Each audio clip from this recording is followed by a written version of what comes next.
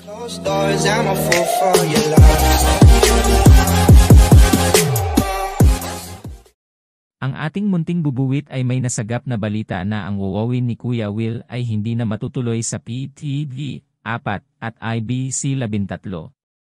Sinabi ng nagbalita noon na ang wowawin ay magsisimula ng October 2, 2023 sa nasabing estasyon. Sinabi din nila na inaayos na lang daw yung kontrata na pipirmahan ni na Kuya Will, PTV4 at IBC13. Mula October hanggang ngayon ay tahimik si Kuya Will at ang pamunuhan ng PTV4 at IBC13 na nagpapahiwatig na hindi na matutuloy ang pag-air ng wowawin sa nasabing TV estasyon. Wala rin balita kay Kuya Will kung ano ang nangyari sa nasabing negosasyon sa dalawang estasyon.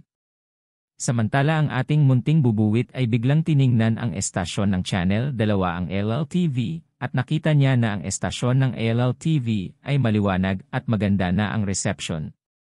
Biglang napaisip tuloy ang ating munting bubuwit baka sa LLTV na mag-air ang wowawin ni Kuya Will.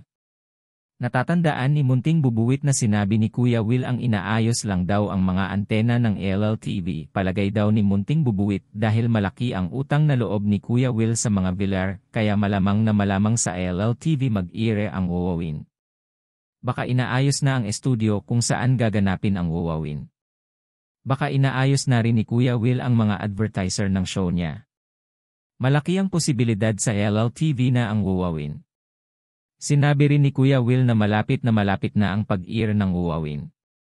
Ano po ang komento nyo sa pag-air ng wowawin sa LLTV Channel 2? Thank you for watching. Don't forget to subscribe, share and ring the notification bell.